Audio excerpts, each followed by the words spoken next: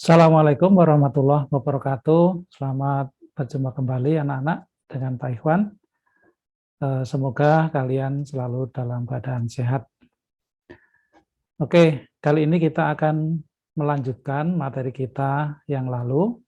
Kalau yang lalu kita sudah mempelajari tentang momentum dan impuls ya sampai dengan hukum kekekalan momentum. Nah, sekarang ini kelanjutannya, yaitu kita akan bahas tentang koefisien restitusi. Tujuan dari kita pelajari materi ini adalah yang pertama, kalian dapat memahami konsep koefisien restitusi. Yang kedua, dapat menerapkan nilai koefisien restitusi untuk menghitung perubahan kecepatan pada peristiwa tumbukan. Tumbukan itu tidak mesti tabrakan ya. Tabrakan itu salah satu bagian dari tumbukan, tetapi tidak setiap tumbukan itu adalah berupa tabrakan. Yang ketiga, dapat menganalisis peristiwa tumbukan terkait dengan tingkat tumbukan atau kualitas dari tumbukan. Jadi, setelah selesai belajar ini, diharapkan kalian dapat memahami tentang tujuan yang saya sebutkan tadi.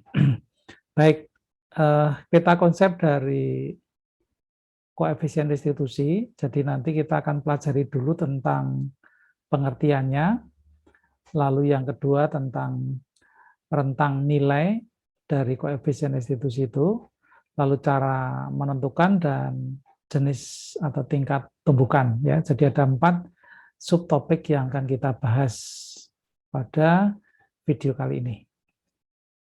Oke, yang pertama tentang pengertian dari koefisien restitusi. Jadi yang dimaksud dengan koefisien restitusi itu adalah tingkatan dari tumbukan dinyatakan dalam angka ya. Tingkat tumbukan itu dinyatakan dalam angka, angkanya adalah dari 0 sampai dengan 1. Lalu dari mana koefisien restitusi ini kita dapatkan? Koefisien restitusi itu kita dapatkan dari membandingkan antara selisih kecepatan setelah terjadi tumbukan dengan selisih kecepatan sebelum tumbukan ya, dengan masukkan nilai negatifnya. Jadi rumusnya adalah E sama dengan minus delta V aksen dibagi dengan delta V. Delta V aksen ini adalah selisih kecepatan setelah tumbukan, lalu delta V ini adalah selisih kecepatan sebelum tumbukan. Contohnya ini. Jadi misalkan ini 2 buah benda, yang kiri kecepatannya V1 ya, bergerak ke kanan, yang kanan ini kecepatannya V2 bergerak ke kiri. Ini pada waktu sebelum tumbukan. Nah, setelah dia terjadi tumbukan, nanti bisa jadi V1-nya yang tadinya bergerak ke kanan jadi ke kiri. Sedangkan V2-nya yang tadinya ke kiri, dia balik ke kanan. Nah, selisih dari kecepatan setelah tumbukan ini dibagi dengan selisih kecepatan sebelum tumbukan, dikalikan dengan negatifnya, itu akan menunjukkan tingkat dari tumbukan atau yang kita sebut dengan koefisien restitusi. Ya. Nah, dalam perhitungan itu delta V aksen ini kita peroleh dari V2 aksen dikurangi V1 aksen. Ya, dibagi dengan V2 minus V1. Yang perlu diperhatikan adalah bahwa karena ini kecepatan itu adalah besaran vektor, maka arah itu akan sangat penting diperhatikan. Ya, jadi misalnya ini V1, kalau kita sudah menyemakati bahwa V1 ini ke kanan itu positif, berarti V2 itu meskipun nilainya itu kelajuannya misalnya positif, tapi dia dalam perhitungannya dihitung negatif. Sehingga nanti setelah tumbukan pun juga berlaku kalau ke kanan itu harus positif dan ke kiri harus negatif. Ya, karena ini nanti berpengaruh dalam perhitungan di sini. Ada minus V1 aksen dan minus V1 ini. Ya. Kalau di sini nilainya negatif, misalnya dia bergerak ke kiri, ya berarti V1-nya minus, maka minus di V2 dikurangi minus dari minus V1 gitu. sehingga nanti di sini bisa positif. Jadi yang penting konsisten dalam menentukan positif negatifnya kecepatan, ya. Yang paling gampang yaitu tadi kita tentukan kalau ke kanan itu adalah positif, kalau ke kiri adalah negatif. Itu berlaku baik sebelum tumbukan maupun setelah tumbukan. Contohnya ini ya. Dua bola A dan B bergerak dengan arah berlawanan. Bola A bergerak ke kanan dengan kecepatan 5 meter per sekon, dan bola B bergerak ke kiri dengan kecepatan 2 meter per sekon. Setelah tumbukan, bola A bergerak ke kiri dengan kecepatan 1,5 meter per sekon, dan bola B bergerak ke kanan dengan kecepatan 4 meter per sekon. Maka koefisien restitusinya adalah titik-titik.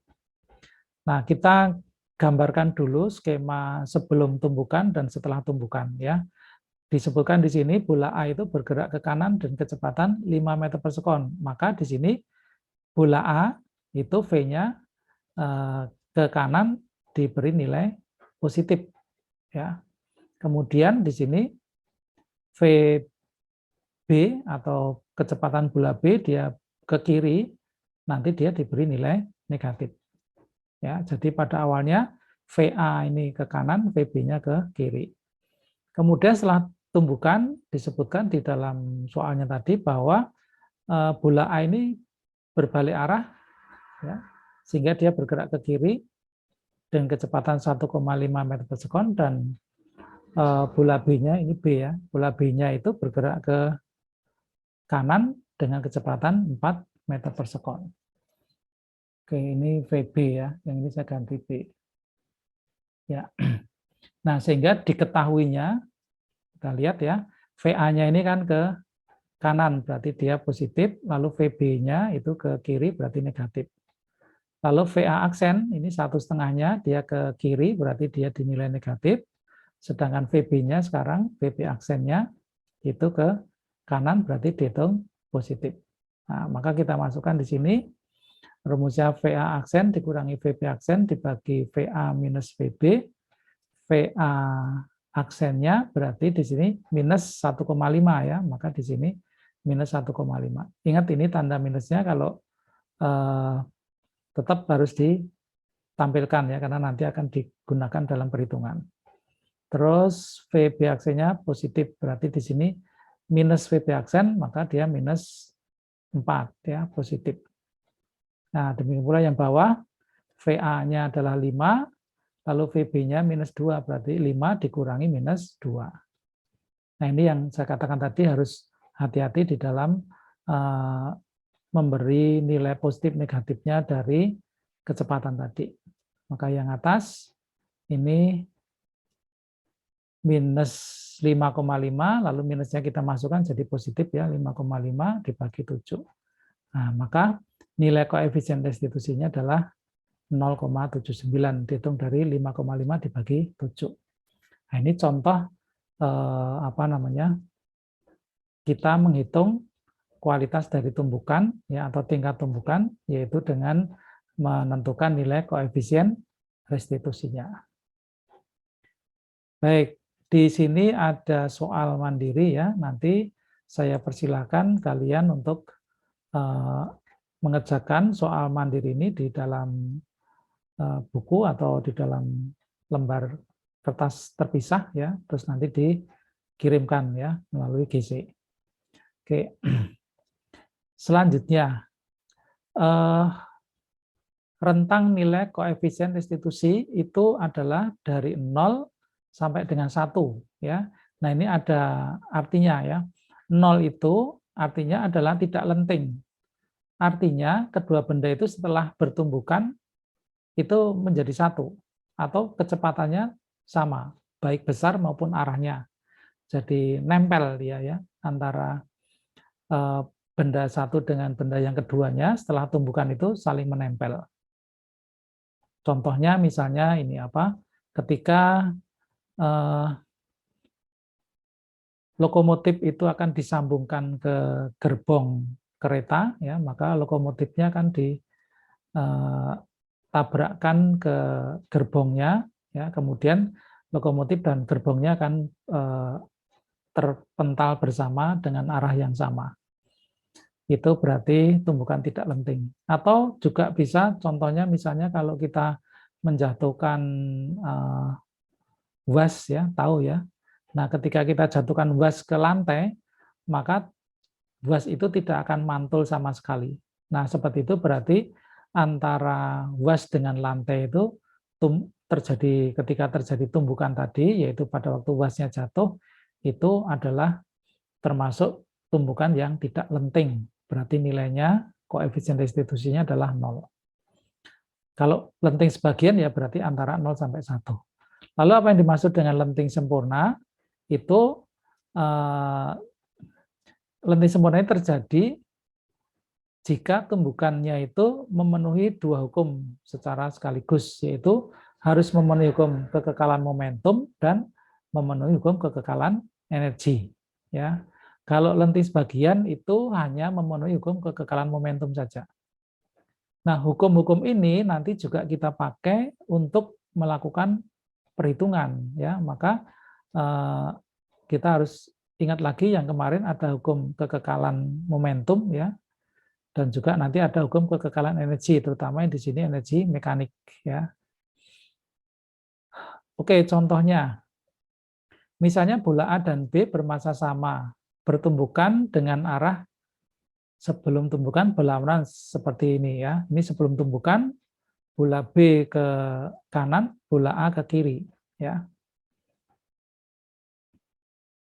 Nah, maka kalau ini masanya sama, ketika tumbukannya itu adalah lenting sempurna, maka nanti arah kecepatannya dan besarnya itu akan berpindah, ya.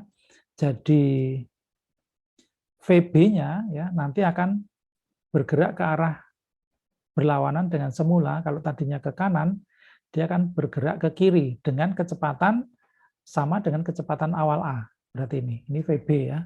Ini VB aksen ya. Saya perkecil. Ya, ini VB aksen ya. Ini VB aksen itu 5 meter per sekon ke kiri, sedangkan VA-nya berbalik arah dengan kecepatan sama dengan kecepatan awal dari VB-nya. Berarti ke kanan ya, tapi besarnya sama. Ini kalau masanya sama dan pertumbukannya adalah lenting sempurna, akan terjadi perpindahan besar kecepatan dan arahnya pada kedua benda yang bertumbukan itu. Baik, contoh kasusnya. Bola A memiliki massa 2 kg, ya. Sedangkan bola B memiliki massa 3 kg. Jika kecepatan masing-masing adalah 6 meter per sekon dan 4 meter per sekon dengan arah bola A ke kanan dan bola B ke kiri.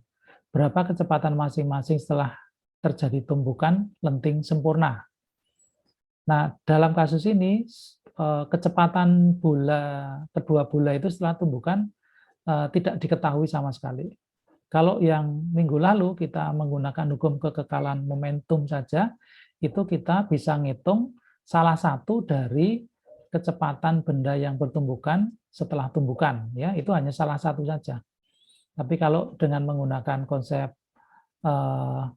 koefisien restitusi ini, dua kecepatan setelah tumbukan itu meskipun belum diketahui semuanya bisa kita hitung, ya. Jadi ini gambarnya, ini bola A bergerak ke kanan dan bola B bergerak ke kiri. Kecepatan A itu 6 meter per sekon dan B-nya adalah 4 meter per sekon. Ini B lagi ya. B. Nah, berarti diketahui massa A 2 kg, massa B-nya 3 kg, kecepatan A 6 meter per sekon, kecepatan B-nya minus ya 4 meter per sekon. Ini karena bergerak ke kiri. Ya. Lalu bagaimana cara menyelesaikannya? Nah, karena ini tumbukannya disebut dengan tumbukan lenting sempurna, maka dua hukum yang tadi disebutkan untuk terjadi tumbukan lenting sempurna harus berlaku. Nah, ini yang pertama, kita gunakan hukum kekekalan momentum untuk menghitung berapa kecepatan keduanya setelah tumbukan. Ya, di sini MA-VA ditambah MB-VB sama dengan MA-VA aksen plus MB-VB aksen ya. Besarannya kita masukkan ya. Nah, di sini kita dapat persamaan terakhirnya masih ada variabel VA aksen dan VB aksen, karena memang harus memenuhi dua konsep tadi ya, hukum kekekalan momentum dan hukum kekekalan energi. Untuk kekekalan energinya itu diwakili dengan perhitungan koefisien restitusinya. Ya, jadi ini persamaan pertama ini ya. Persamaan pertama ini belum bisa menentukan nilai V aksen sama VB aksen. Nah, sekarang dari keterangan bahwa tumbukannya lenting sempurna, berarti delta V aksen dibagi dengan delta V itu harus bernilai 1. Maka kita masukkan lagi datanya ini, di mana V aksen sama VB aksennya masih belum diketahui ya. Kita masukkan, di sini ketemu dari persamaan kedua ini bahwa V aksen sama dengan VB aksen. Nah, di sini kan berarti ada dua persamaan ya, karena variabelnya ada dua, berarti memang harus diselesaikan dengan dua persamaan. Lalu dari dua persamaan ini kita gabung ya, seperti di sini. Yang persamaan satunya 2 V aksen plus 3 VB aksen, maka dari persamaan kedua VA aksennya kita ganti ini ya, kita masukkan ke sini. Ini masuk ke sini. Ya, maka ini akan diperoleh VB aksen. Lalu dari setelah ketemu VB aksen, kita dengan mudah bisa menentukan nilai VA aksennya ya dengan persamaan yang kedua juga. Nah, jadi prinsip dalam perhitungan menentukan kecepatan akhir setelah terjadi tumbukan itu, kalau tumbukannya itu teridentifikasi lenting sempurna, maka gunakan dua persamaan ini ya. Jadi yang pertama hukum kekekalan momentum, dan yang kedua nilai koefisien restitusinya ini. Ini dipakai untuk mengawali perhitungan untuk menentukan nilai dari kecepatan setelah tumbukan.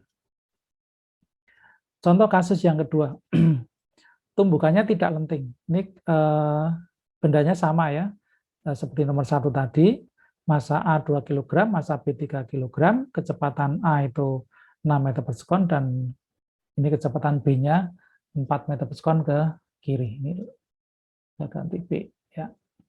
Oke.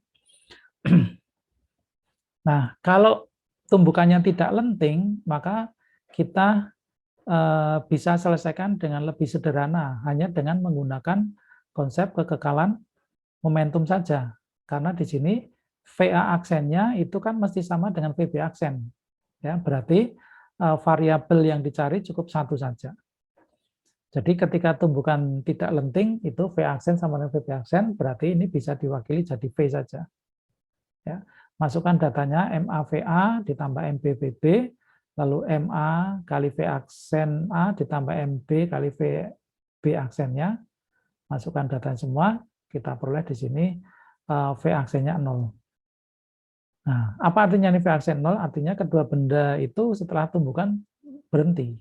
Ya, tidak bergerak ke kiri maupun ke kanan. Ya, V aksennya 0. Berarti ini berlaku untuk VA aksen sama VB aksen. Ya, jadi kalau tumbukannya tidak lenting, maka cukup gunakan satu hukum saja ya, menggunakan hukum kekekalan momentum saja. Oke, ini yang tumbukan tidak lenting. Nah, sekarang bagaimana kalau tumbukannya itu lenting sebagian dengan nilai koefisien restitusi diketahui, misalnya di sini 0,2. Jadi seperti tadi di sini ada VA yang bergerak ke kanan dengan kecepatan 6 meter per sekon, dan VB, ini VB dengan kecepatan 4 meter per sekon ke kiri. Nah, penyelesaian pertama adalah dengan menggunakan konsep kekekalan momentum, ya seperti tadi, masukkan datanya di sini, maka kamu akan dapat persamaan terakhirnya masih dalam bentuk variabel, yaitu VA aksen dan VB aksen. Kemudian, gunakan data tentang nilai koefisien restitusinya untuk menghitung persamaan lagi, untuk membuat persamaan lagi. Masukkan datanya sehingga kamu peroleh V aksen sama dengan VB aksen min 2. Jadi ini seperti pada tumbukan lenting sempurna ya, tetapi di sini nilai koefisien restitusinya yang tidak 1 tapi 0,2. Lalu gabungkan dua persamaan ini ya.